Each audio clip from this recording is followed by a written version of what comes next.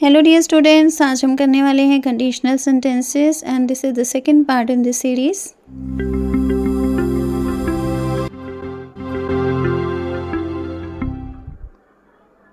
Study the given examples. अभी आपके सामने जो एग्जाम्पल्स आएंगे आपने उन्हें ध्यान से पढ़ना है। तो चलिए देखते हैं फर्स्ट सेंटेंस क्या है। ये देखिए, ये जो है ये एक डायलॉग के फॉर्म में है। दोनों ही सेंटेंसेस ए बी से कुछ पूछ रहा है और वह क्या पूछ रहा है, what time will you phone me tomorrow, यानी कि तुम किस समय मुझे कल फ़ोन करोगे। और बी का रिस्पॉन्स क्या है, बी ए को कहता है आई will phone you when I get home from work. इसका मीनिंग है कि मैं तुम्हें फ़ोन करूँगा जब मैं वर्क से यानी कि काम से घर वापस आ जाऊँगा, ठीक है, घर पर आ जाऊँगा। तो चलिए अब हम देखते हैं कि यहाँ पर जो कंडीशनल सेंटेंस है जो कि है second sentence, I will phone you when I get home from work, ये एक कंडीशनल सेंटेंस है। ओके, तो जब भी आपने इस तरह का सेंटेंस बनाना होता है व्हेन या इफ़ यूज़ करके, तब हम उसे बोलते हैं conditional sentence. I will phone you when I get home from work is a sentence with two parts. देखिए, ये जो सेंटेंस है इसके दो पार्ट्स बन सकते हैं बहुत ही easily. I will phone you जो है वो फर्स्ट पार्ट है सेंटेंस का, ओके, और सेकंड पार्ट है when I get home from work. Okay, I hope आपको अच्छी तरह से क्लियर हो रहा है। जो फर्स्ट पार्ट है सेंटेंस का वो है आई विल फ़ोन यू और नेक्स्ट है when I get home from work. Okay, the main part I will phone you and the when part when I get home from work, that is tomorrow. The time in the sentence is future, that is tomorrow, but we use the present tense, that is get, in the when part of the sentence.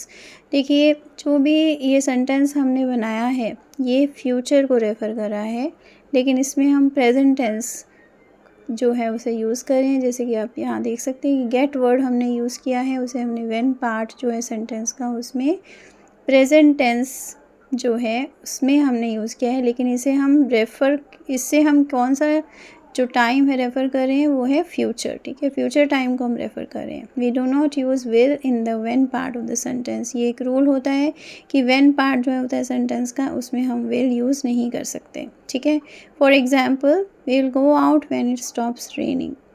देखिए, यहाँ पर हमने क्या किया है, यहाँ पर हमने इट स्टॉप्स लिखा है, इट विल स्टॉप नहीं लिखा है। Okay, not when it will stop raining. ये बहुत सारे स्टूडेंट्स जो हैं वो इस तरह की मिस्टेक करते हैं जो कि आपने बिल्कुल भी नहीं करनी है, ठीक है। आई होप आपको क्लियर हो रहा है कि किस तरह से आपने कंडीशनल सेंटेंस को बनाना होता है।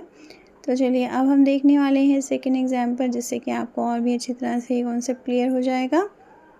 तो चलिए बढ़ते हैं सेकेंड एग्जाम्पल की तरफ। सेकेंड एग्जाम्पल है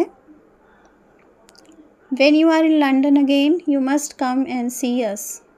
देखिए, यहाँ पर हमने क्या लिखा है, यहाँ पर हमने व्हेन पार्ट जो है सेंटेंस का उसमें आर लिखा है। ओके, यहाँ पर आपने विल भी नहीं लिखा है। और इस सेंटेंस का मीनिंग है कि जब आप फिर से लंदन आएँ तो हमसे मिलने के लिए ज़रूर आना, ठीक है। देखिए, यहाँ पर हमने ये नहीं लिखा है कि when you will be in London again. What do you want to be when you grow up. देखिए, जब भी आप किसी बच्चे से पूछते हो, सेंटेंस बनाते हो कि बड़े होकर आप क्या बनना चाहोगे, जब आप बड़े हो जाओगे तो क्या बनना चाहोगे, यहाँ पर आपने ये नहीं लिखना होता है when you will grow up, ठीक है। यहाँ पर देखिए, आपने ध्यान देना है कि व्हेन यू ग्रो अप लिखा हुआ है हमने, यू विल ग्रो अप अगर आप लिखोगे तो रॉन्ग हो जाएगा। यहाँ पर भी हम उसी रूल को फॉलो कर रहे हैं कि हमने व्हेन पार्ट जो है सेंटेंस का उसमें फ्यूचर वाला स्ट्रक्चर यूज़ नहीं करना है। चाहे हम जो इसका मीनिंग है वो हम फ्यूचर के लिए ही यूज़ कर रहे हैं, लेकिन जो आपने स्ट्रक्चर है वहाँ पर आपने उसको रूल को फॉलो नहीं करना है, यानी कि विल या शेल, विल बी या शेल भी आपने यूज़ नहीं करना है। ओके, आई होप आपको आज का लेसन अच्छी तरह से समझ में आ गया है। Thanks for watching, keep learning, see you in the next video. Please subscribe to my channel if you haven't done it yet, and please give me your comments. Thank you.